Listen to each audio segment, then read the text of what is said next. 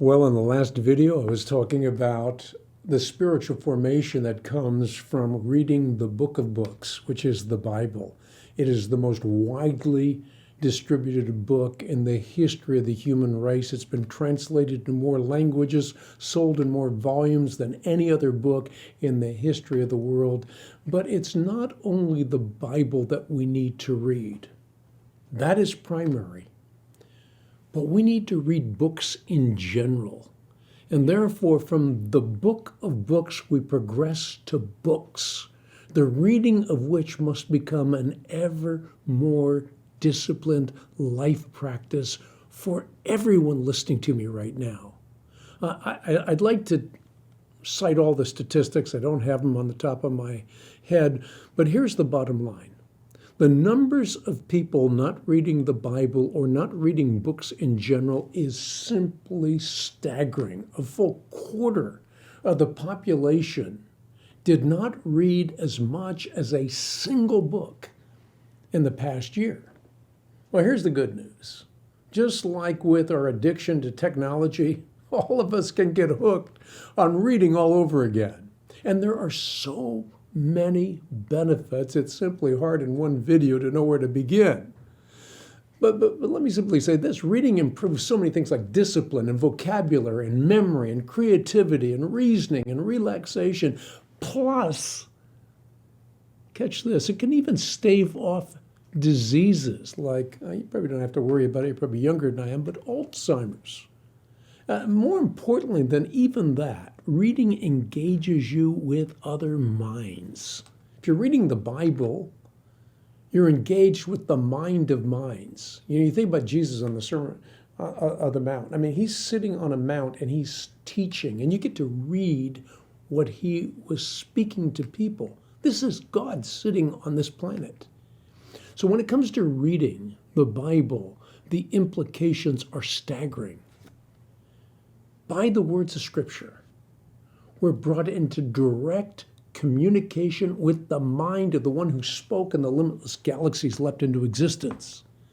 But not only that, we have access to the minds of writers directly inspired by God. And therefore, in the pages of the Bible, we have mind-to-mind connection with minds that were awash in uncreated energy. Just think about it for a moment. Some of the most engaging conversations that you could possibly imagine occur in mute conversation with absent authors. The vistas are virtually limitless. You think about the biographies of the martyrs, for example, in early church history. I've been greatly inspired by reading those biographies, but I've also been inspired by reading stories of modern day saints. Not long ago, I read the account of a man who survived the horrendous social experiment that Mao imposed on the Chinese people. During that experiment, some 30 million people died in what Mao imagined to be the great leap forward into the heaven of communism. Well, reading in the comforts of my own home, I'm transported back in time, back to a time in which millions considered a tiny piece of bread, a small cup of water, a luxury. And as I was reading, I imagined myself in the circumstances that were being depicted. It felt as though I was lifted out of myself into the life of another. Their suffering became my suffering. Their story became my own story. I think here of John Wesley. Why was John Wesley's ministry so powerful? You ever wonder that?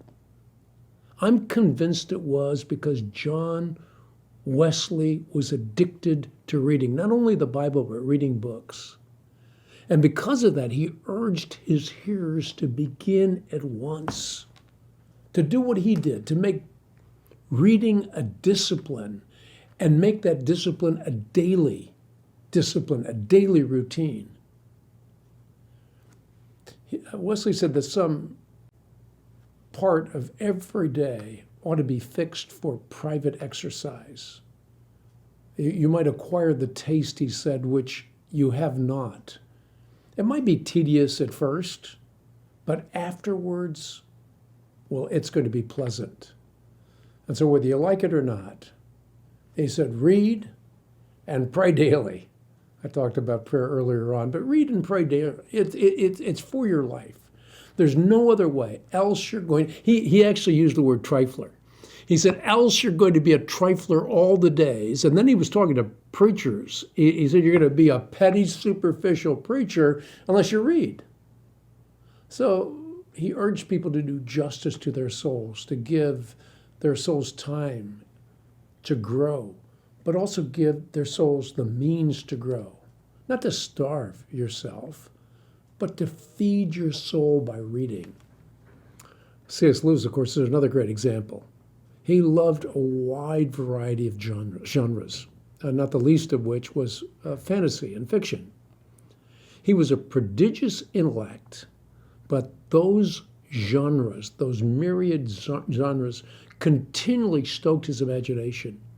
He knew that by prodding his readers, to put it in his language, through the wardrobe into Narnia, they might well emerge with renewed sensitivities to all that is real. And I should also mention that Lewis treasured the classics, and therefore he was counseling people, and vicariously people in his generation, but you and me in our generation, to augment the reading of every new book, let's say a contemporary book, with one that has withstood the test of time. And not only that, he told us to read the classics until we own their contents. Think about that. You read a book over and over again until you own it. According to Lewis, an unliterary man is the man who reads a book only once, as opposed to reading it again and again. So there are books like Mere Christianity. I've read that book, I think, every single year for the last 10 years, maybe longer. Every time I read it, I feel like I'm reading it all over again for the first time. There's so much in that book that I want to own, and if I own it, I can be a better witness. If I own it, my own spiritual life can be enlivened.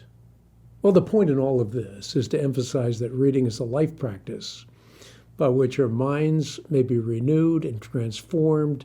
It is the principal tool through which God changes us. Here is what I want you to do, is just turn off the television. Get in the habit of reading again. It's a habit, but once you get into it, you leave work or whatever you're doing, and you hardly wait until you get home, pick up that book and get back into it. Engage the mind of God through reading. Engage the marvelous minds of those who have learned to think God's thoughts after him. Read. It will transform your life. Now, you can read the Bible, you can read books, you can read classics. All of that is great. In the next video, I'm going to talk about reading the book of nature. Now, that might catch you off guard. What is he talking about when he's talking about the book of nature? I'm going to talk about that in the next video.